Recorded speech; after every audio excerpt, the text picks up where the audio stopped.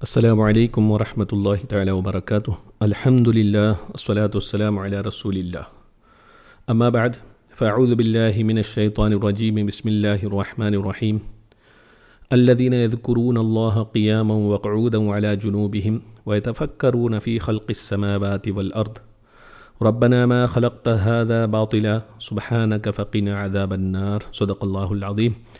صلی اللہ علی النبی الامی وآلہ صلی اللہ علیہ وسلم، صلاۃ و سلام علیک یا رسول اللہ صلی اللہ علیہ وسلم۔ معزز سامعین، آج انشاءاللہ تبارک و تعالی سورہ آل عمران کی آیہ نمبر 191 سے شروع کریں گے۔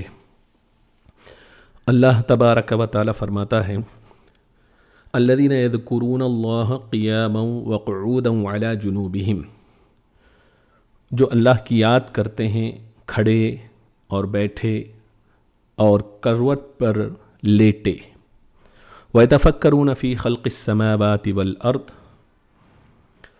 اور آسمان اور زمین کی پیدائش میں غور کرتے ہیں۔ رَبَّنَا مَا خَلَقْتَ هَذَا بَاطِلًا، اے رب تو نے ہمیں بیکار نہ بنایا۔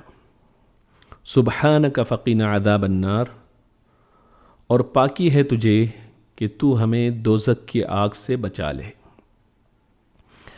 اس آیت کریمہ میں اللہ تبارک و تعالی نے اولیاء اکرام کی تعریف بیان فرمائی ہے، اور وہ لوگ جو ہر حال میں اللہ تبارک و تعالی کا ذکر کرتے ہیں ان کی تعریف بیان کی ہے، اور یہ بتایا ہے کہ حقیقتاً عقل مند کون ہے۔ تو اللہ تعالی ارشاد فرماتا ہے کہ الذین یذکرون اللہ قیاما وقعودا وعلی جنوبہم، ان کی صفت، عقل مند لوگ مومن کی صفت کیا ہے؟ وہ کھڑے ہوں کیا بیٹھے ہوں یا بستر پر لیٹے ہوں، ہر حال میں جو ہے وہ اللہ تبارک و تعالیٰ کا ذکر کرتے ہیں، اور ان کا دل جو ہے اللہ کے ذکر سے معمور ہوتا ہے۔ یہ وجہ ہے کہ رسول اکرم صلی اللہ تعالیٰ علیہ وسلم نے جہاں سونے کے آداب بتائے، سونے سے پہلے دعا کا ذکر فرمایا کہ اس دعا کو پڑھی جائے، وہیں اگر نیند لگ جائے، آنکھ کھل جائے اس کے بعد، تو کروٹ لینے پر بھی جو دعائیں ہیں اس کی تعلیم بھی سرکار صلی اللہ علیہ وسلم نے دی ہے، تاکہ مومن کا کوئی وقت جو ہے اللہ کے ذکر سے خالی نہ ہو۔ اور یہ بھی بتایا گیا کہ جو باوضو سوتا ہے، با جماعت عشاء کی نماز ادا کر کے سوتا ہے اور فجر کی نماز باجماعت پڑھتا ہے، تو اس کا پورا حصہ جو ہے عبادت میں شمار ہوتا ہے، اور باوضو جو شخص سوتا ہے تو اس کا سونا بھی جو ہے عبادت میں شمار ہوتا ہے۔ اور بزرگان دین کا یہ طریقہ ہے کہ وہ ہر صورت میں جو ہے اللہ تبارک و تعالیٰ کا ذکر کرتے ہیں۔ اولیاء اکرام کی ایک پہچان ہے کہ ہر حال میں ذکر کرتے ہیں، اور دوسری پہچان عقل مندوں کی کیا ہے؟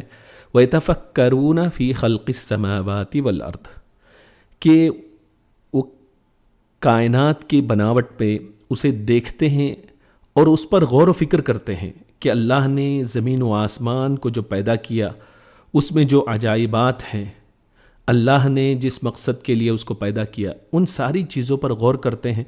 تو اس سے فائدہ کیا ہوتا ہے کہ اللہ تعالیٰ کی عظمت اور قدرت کا زیادہ سے زیادہ علم انہیں حاصل ہو جاتا ہے، اللہ کی معرفت حاصل ہوتی ہے، اور اسے دیکھ کر جو ہے اللہ تبارک و تعالیٰ کی قدرت پر ایمان مزید بڑھ جاتا ہے، پختہ ہو جاتا ہے۔ بڑھنے کا مطلب پختہ ہوتا ہے، اور اس کو غور کرنے سے یقیناً اللہ تبارک و تعالیٰ کی عظمت دل میں بیٹھ جاتی ہے، اور جب دل میں اللہ کی عظمت بیٹھ جائے تو زبان سے جو ہے جب بھی کوئی بات نکلے تو وہ بات جو ہے اللہ کے ذکر سے وہ الفاظ خالی نہیں ہوتے۔ اور پھر ایک اور جو ہے عقل مندوں کی علامت، اولیاء کی علامت، اللہ تبارک و تعالیٰ نے یہ بات بتائی، سبحانک فقنا عذاب النار، کہ دوزخ کی آگ سے بچانے کے تعلق سے وہ دعا کرتے رہتے ہیں، یعنی دنوں رات جو ہے وہ اللہ کا ذکر کرتے ہیں، اور جو ہے اس کے کائنات پر غور و فکر بھی کرتے ہیں، اور عذاب سے بچنے کے تعلق سے دعا بھی کرتے ہیں۔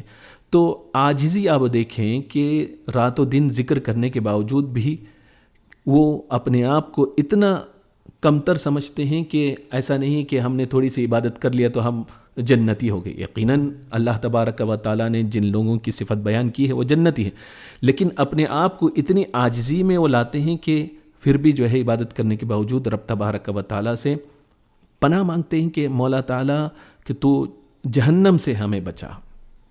یہ ان کی صفت ہے. تو حضرت سر سقطی رحمۃ اللہ تعالی علیہ، ایک ولی حضرت جرجانی رحمۃ اللہ تعالی علیہ کے پاس کے تعلق سے وہ فرماتے ہیں کہ آپ کے پاس انہوں نے ستو دیکھا جس سے جب بھوک لگتی تو وہ کھا لیا کرتے تھے. تو حضرت سر سقطی نے ان سے پوچھا کہ آپ کھانا اور دوسری چیزیں کیوں نہیں کھاتے، صرف ستو ہی کیوں کھاتے ہیں؟ آپ ستو ہی کیوں کھاتے ہیں، دوسرا کھانا بھی کھایا جا سکتا ہے. تو حضرت جرجانی رحمۃ اللہ تعالی علیہ نے فرمایا میں نے جو ہے دونوں کھا کر دیکھا، دوسرا جو کھانا تھا اس کو بھی چبایا اور ستو کو بھی چبا کر میں نے دیکھا. جب دونوں میں نے کمپیئر کیا تو مجھے یہ پتہ چلا کہ دوسرا کھانا کھانے کی بنسبت جو ہے ستو کھاؤں تو 90 تسبیحات کا فرق میں نے پایا. لہذا میں نے سوچا کہ دوسرا کھانا کھا کر 90 تسبیحات کو ضائع کیوں کروں، ستو کھانے سے اتنا ثواب مجھے زیادہ ملے گا، وقت بچے گا، میں تسبیحات زیادہ کر سکتا ہوں. لہذا 40 سال سے میں نے روٹی نہیں چبائی تاکہ جو ہے تسبیح پڑھنے کا جو وقت ہے وہ ضائع نہ ہو سکے. تو آپ سوچیں کہ یہ ایسے لوگ تھے کہ جن کے تعلق سے یہی آیتیں جو ہے مصداق بنتی ہیں ایسے اولیاء اکرام کی کہ اٹھے بیٹھے اور لیٹے جاگتے ہر صورت میں وہ اللہ تبارک و تعالیٰ کا ذکر کرتے ہیں اور وقت کو ضائع نہیں کرتے. ایسے ہی جنید بغدادی رحمۃ اللہ تعالیٰ علیہ کے تعلق سے بھی ہے، بہت سارے جو ہے آپ 400 رکعت نفل نماز ادا کیا کرتے تھے. تو یہی وجہ ہے کہ رسول اکرم صلی اللہ تعالیٰ علیہ وسلم نے ذکر کی ترغیب دلانے کے لیے کہ احادیث میں اس کے تعلق سے ارشاد فرمایا، جیسے کہ ابن ماجہ کی حدیث ہے، رسول اکرم صلی اللہ علیہ وسلم نے فرمایا کہ میں تم کو اس چیز کی خبر نہ دوں جو تمہارے سب سے بہتر عمل میں وہ شمار ہو اور تمہارے مالک کے نزدیک یعنی رب کے نزدیک سب سے پاکیزہ بھی ہو اور جو ہے تمہارے سب سے بلند درجے کا باعث بھی ہو اس کو پڑھنے کی وجہ سے، اور جو ہے تمہارے لیے جو ہے سونا چاندی خیرات کرنے سے بھی افضل ہو. اور جب کل تمہارا دشمن سے مقابلہ ہو تو تم ان کی گردنیں مار دیے، وہ تمہاری گردنیں جو ہے اس سے بڑھ کر ہو. تو صحابہ نے عرض کیا کہ ایسا کیوں نہیں یا رسول اللہ، ہمیں بتا دیجئے. تو آپ نے فرمایا کہ وہ اللہ کا ذکر ہے. حضرت معاذ رضی اللہ تعالیٰ عنہ نے کہا کہ اللہ کے ذکر سے زیادہ کوئی چیز اللہ کے عذاب سے نجات دینے والی نہیں ہے. اور دوسری حدیث میں رسول اکرم صلی اللہ تعالیٰ علیہ وسلم نے فرمایا، اے ابن آدم کا کوئی کلام اس کے لیے مفید نہیں ہے، فائدہ مند نہیں ہے سوائے نیکی کا حکم دینے، برائی سے روکنے اور اللہ کے ذکر. یعنی آدمی جو بھی بولتا ہے اس کے لیے وہ فائدہ مند نہیں ہے. فائدہ مند کون سی چیز ہے؟ یا تو اللہ کا ذکر کرے، یا تو نیکی کا حکم دے، یا تو وہ برائی سے لوگوں کو روکے. اور ایک حدیث میں رسول اکرم صلی اللہ تعالیٰ علیہ وسلم سے سوال کیا گیا کہ قیامت کے دن اللہ کے نزدیک کس کا درجہ سب سے زیادہ ہوگا، بلند ہوگا؟ تو آپ نے فرمایا جو مرد اور عورت کثرت کے ساتھ اللہ کا ذکر کرتے ہوں ان کا مقام، ان کا درجہ سب سے زیادہ اللہ کے نزدیک ہوگا. تو راوی کہتے ہیں حضرت ابو سعید خدری رضی اللہ تعالیٰ عنہ، میں نے عرض کیا یا رسول اللہ صلی اللہ علیہ وسلم، جو اللہ کی راہ میں جہاد کرے تو سرکار صلی اللہ علیہ وسلم نے فرمایا اگر کوئی شخص اپنی تلوار سے کفار اور مشرکین کے خلاف جو ہے ظلم کے خلاف جہاد کرے تو وہ زخمی ہو کر خون سے رنگین ہو جائے پھر بھی اللہ کا ذکر کرنے والوں کا درجہ اس سے زیادہ ہو. تو آپ سوچیں کہ رسول اکرم صلی اللہ علیہ وسلم نے ذکر کے تعلق سے کس قدر فضیلت بیان فرمائی. تو ہمیں چاہیے کہ اپنے اوقات کو ضائع نہ کریں، خصوصاً سوشل میڈیا کے تعلق سے اس میں وقت ضائع کرنے کے بجائے ہم یہ سوچیں کہ یہ وقت جو ہوگا ہمارا ضائع ہوگا. اور اللہ نے نیک بندوں کی صفت یہ بیان فرمائی کہ وہ جو ہے ہمہ وقت جو ہے اللہ तबारक व ताला का ज़िक्र करते हैं। तो हमें चाहिए कि रसूल अकरम सल्लल्लाहु अलैहि वसल्लम के इन अहादीस मुबारका पर अमल करने की कोशिश करें। और जहाँ तक अल्लाह की बनाई हुई चीज़ पर गौर व फिक्र करने के ताल्लुक़ से बातें हैं, तो इससे पहली वाली आयतों में लास्ट वीक मैंने उसके ताल्लुक़ से कुछ बातें ज़िक्र किया है। अगर उसके ताल्लुक़ से सुनना हो तो पिछले हफ्ते की तफसीर आप समाअत करें।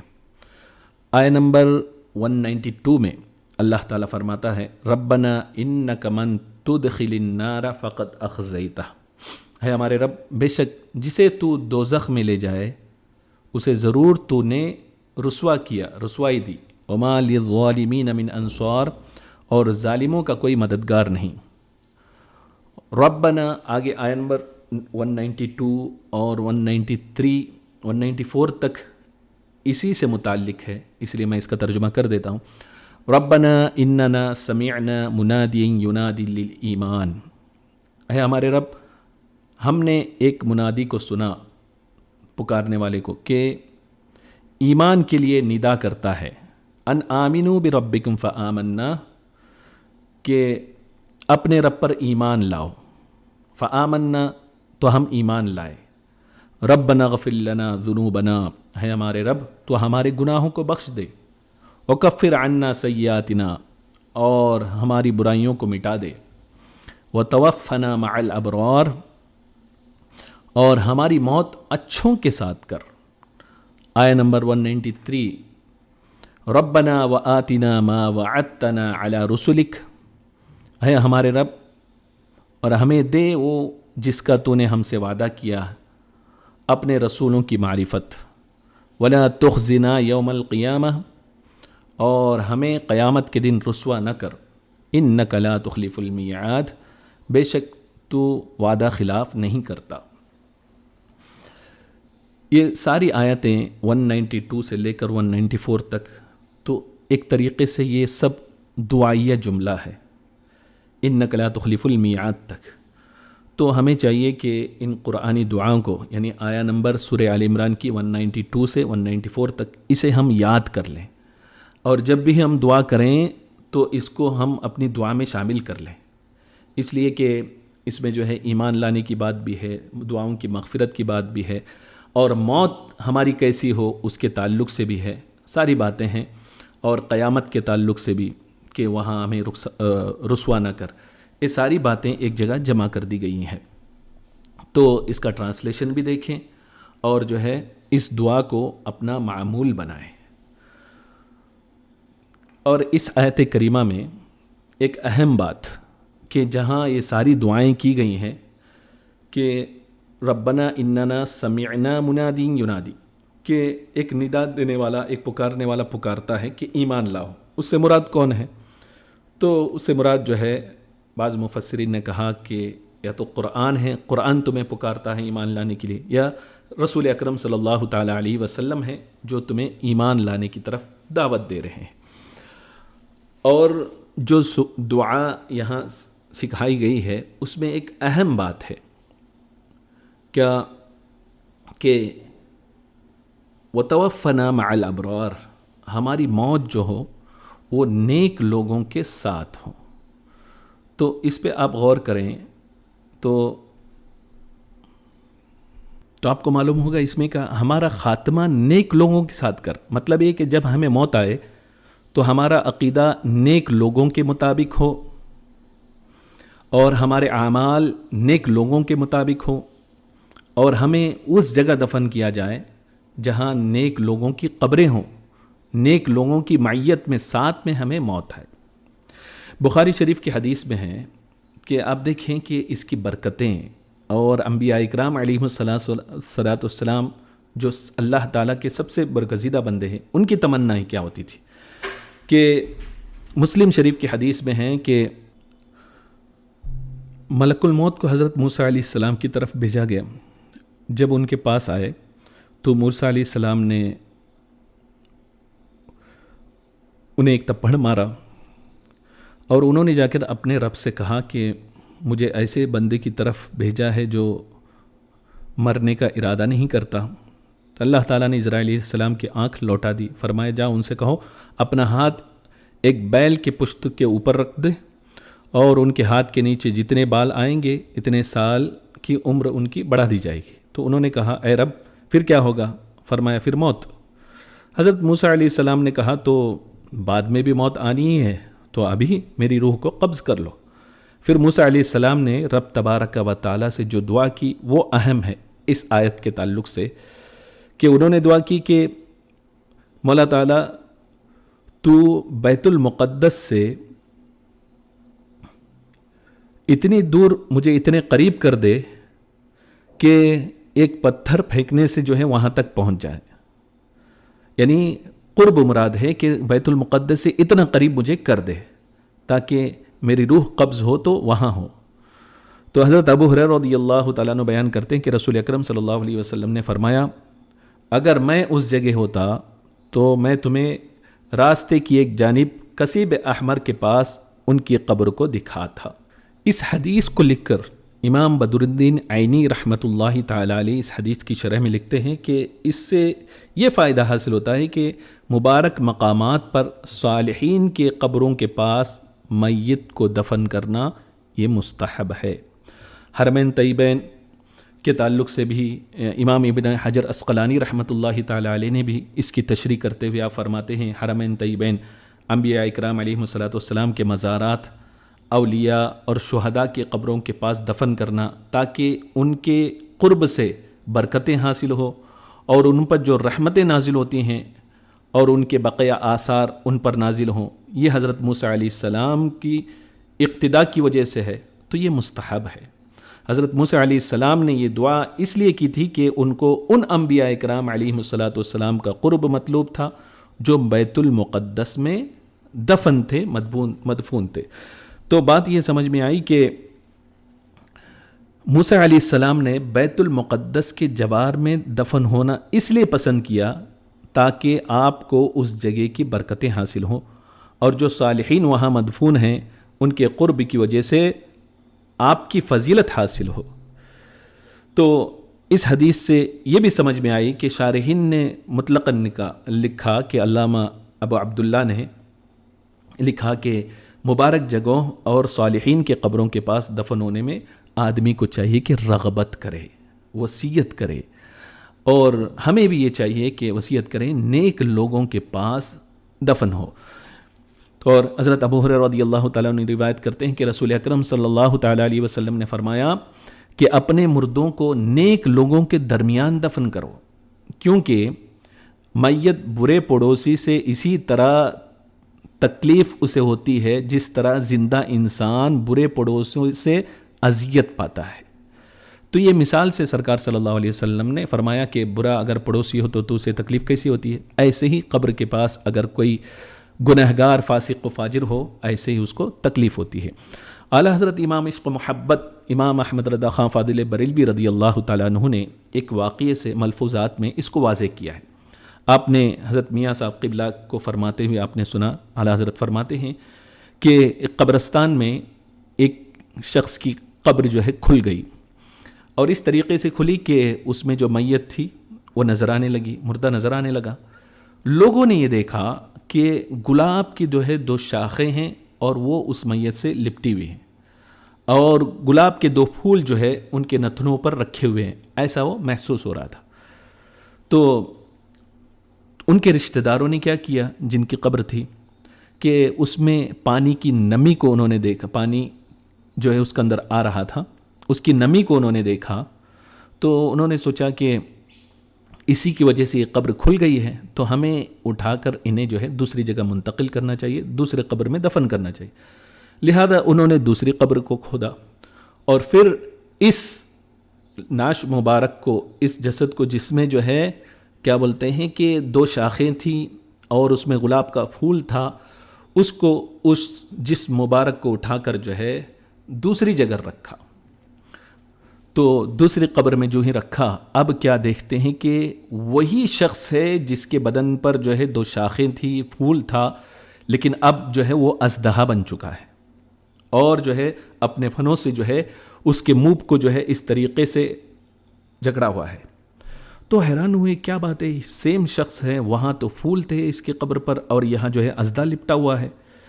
تو وہاں ایک بزرگ رہتے تھے جو صاحب کشف تھے، تو ان سے یہ واقعہ عرض کیا گیا، تو انہوں نے بتایا کہ وہاں جو میں پھول نظر آ رہے تھے وہ حقیقتاً وہ پھول نہیں تھے بلکہ اژدہی تھے، اژدہا ہی لپٹا ہوا تھا، مگر جو ہے اس کے قریب ہی ایک ولی کا مزار تھا، اس کی برکت کی وجہ سے عذاب رحمت ہو گیا تھا، اور جو ہے اژدہے جو ہے اس پھول کی شکل میں، یعنی اس کی شاخ کی شکل میں وہ ہو گئے تھے اس ولی کی برکت کی وجہ سے، اور جو ہے اس کے پھن جو ہے وہ گلاب کے پھول کی شکل اختیار کر چکے تھے۔ اب جو ہے جب وہ اس ولی کے مزار سے دور ہو گیا، وہ اژدہا یقیناً اژدہا بن گیا۔ اگر تم خیریت چاہتے ہو اس مردے کی، تو تمہیں چاہیے کہ جہاں سے تم اس مردے کو اٹھا کر لائے ہو وہیں جا کر اسے دفن کر دو۔ لہذا انہوں نے فوراً اس لاش کو وہاں سے اٹھایا اور پہلی والے قبر پر جا کر رکھا، تو دیکھا کہ وہ اژدہا اب جو ہے پھول کا درخت بن چکا ہے، وہی شاخ بن چکی ہے، اور وہی گلاب کے پھول اس میں کھل گئے ہیں۔ تو بات کیا سمجھ میں آئی؟ اعلیٰ حضرت اس سے یہی سمجھانا چاہتے ہیں کہ نیک لوگوں کے قریب دفن ہوگے تو اس کی برکتیں تمہیں ملے گی، عذاب جو ہے رحمت کی شکل بن جائے گی، عذاب اس سے اٹھا لیا جائے گا۔ لیکن فاسق و فاجر کے پاس کرو گے، اس کے عذاب کا اثر اس پر بھی ہوگا۔ ایسے بہت سارے، امام یافعی رضی اللہ تعالیٰ عنہ نے روضۃ الریاحین میں بھی ایسے واقعات نقل فرمائے۔ تو انبیاء کرام علیہم الصلاۃ والسلام کی بھی سنت ہے، بزرگان دین کی بھی سنت ہے، اور ان واقعات سے یہ بات سمجھ میں آتی ہے کہ ہمیں بھی چاہیے کہ ہم اپنے لوگوں کو وصیت کریں کہ ہمیں جب دفن کیا جائے نیک اور صالحین کے ساتھ دفن کیا جائے۔ تو اس سے ایک بات سمجھ میں آئی، اللہ تبارک و تعالیٰ نے انبیاء اور صالحین میں اتنی برکتیں رکھی ہے کہ وہ تو مستفید ہوتے ہی ہیں، جو ان کے قریب ہوتا ہے وہ بھی ان کی برکتوں سے مستفیض ہوتا ہے۔ اس لیے رب نے فرمایا کونوا مع الصادقین، سچوں کے ساتھ ہو جاؤ۔ سچوں کے ساتھ ہونے کا فائدہ یہی ہے کہ دنیا میں بھی ان کے برکات سے جو ہے یہ فیض یاب ہوتا ہے، اور جب اس دنیا سے جاتا ہے تب بھی جو ہے ان کے برکات سے فیض یاب ہوتا ہے۔ اللہ تبارک و تعالی ہمیں اولیاء اکرام کے صحبت میں دن گزارنے کی توفیق عطا فرمائے۔ مولا تبارک و تعالی ہمارا حشر بھی فرما تو صالحین کے ساتھ فرما، مولا تعالیٰ جنت میں بھی ان کا قرب نصیب فرما۔ استغفر اللہ ربی من کل ذنب واتوب الیہ، وآخر دعوانا ان الحمد للہ رب العالمین۔